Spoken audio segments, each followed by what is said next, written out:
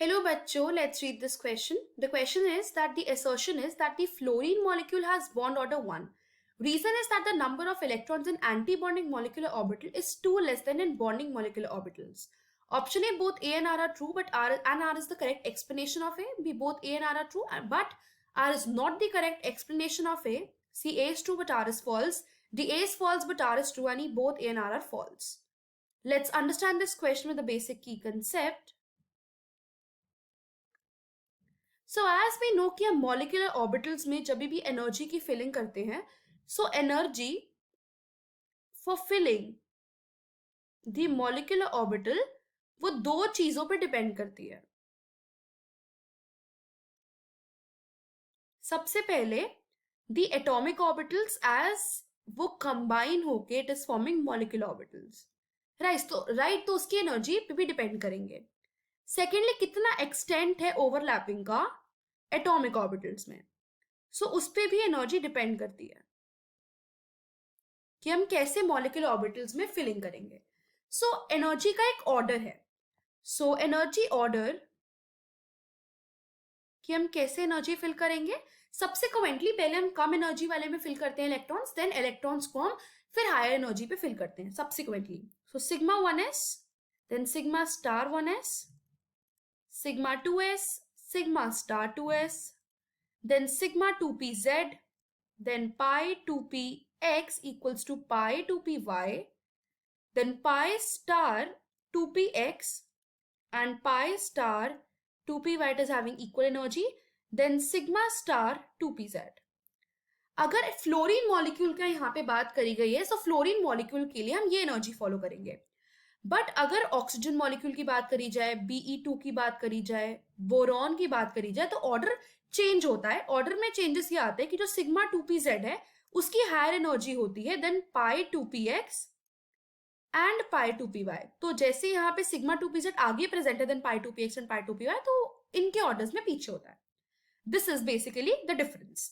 अगर bond order की बात करी जाए तो bond order basically relative stability बताता है मॉलिक्यूल की, and it is equals to the covalent bond. कि कितने नंबर कोवेलेंट बॉन्ड प्रेजेंट है और कितने number of covalent bond present है in a molecule. So bond order निकालने के लिए we have a formula. It is represented by BO. So it is the number of electrons in bonding molecular orbital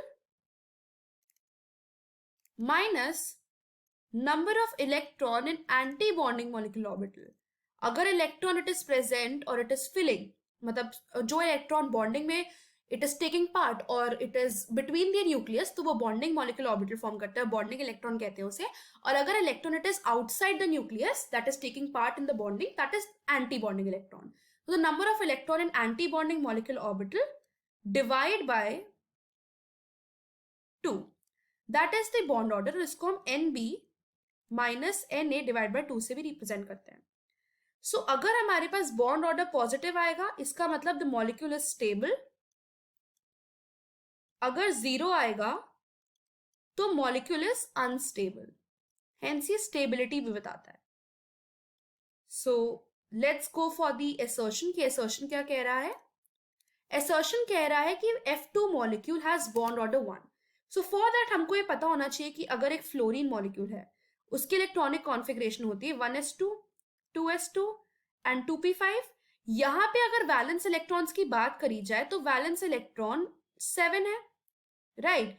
but अगर दो fluorine atoms combine करेंगे to form F2 तो उसके पास कितने valence electron हो जाएंगे. दैट विल बी 14, राइट, क्योंकि 2 है.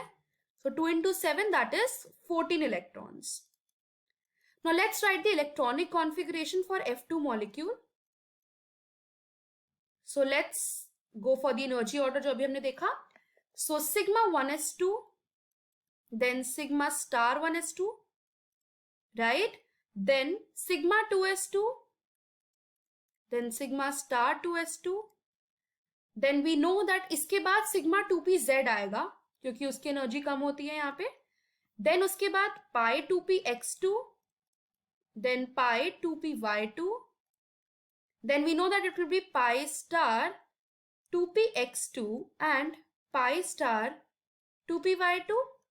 So as we know कि फ्लोरीन का इलेक्ट्रॉनिक और you can say atomic number is 9, तो यहाँ पे 18 हम फिल करेंगे, राइट? सो 18 इलेक्ट्रॉन्स हमने फिल कर दिए. सो इसके बाद we know that bond order क्या है, number of electron in the bonding orbitals. So यहाँ पे number of electron in bonding orbital पहले सिग्मा 1s2 है, then sigma 2s2, then sigma 2pz2, then pi 2px, पाई 2py2. तो अगर हमने इसमें कैलकुलेट कर जाए तो बेसिकली 5 है, राइट? 5 बॉन्डिंग ऑर्बिटल्स है, तो इसका मतलब 5 into 2 10 इलेक्ट्रॉन्स आर प्रेजेंट. अगर एंटी बॉन्डिंग की बात करें तो sigma star 1s2, then sigma star 2s2, then pi star 2px, then pi star 2py.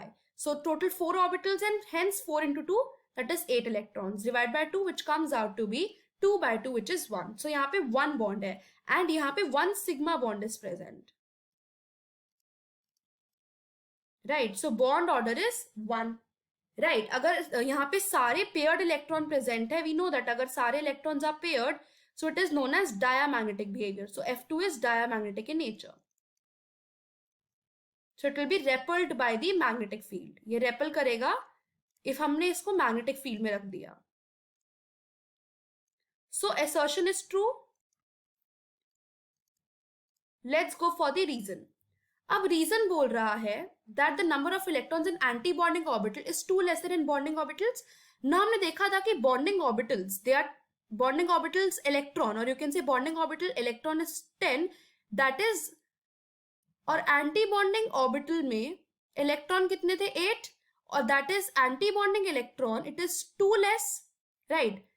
So it is 2 less then in bonding orbitals. Hence जब हमने बॉन्ड ऑर्डर निकाला था वो 10 - 8 डिवाइड बाय 2 आया था, जिसकी वजह से वो 1 आया था. Hence the reason is correct. So also reason is true and assertion is also true, and reason is the correct explanation of assertion. Hence the final answer to this question is option number A. I hope you understood it well. Best of luck.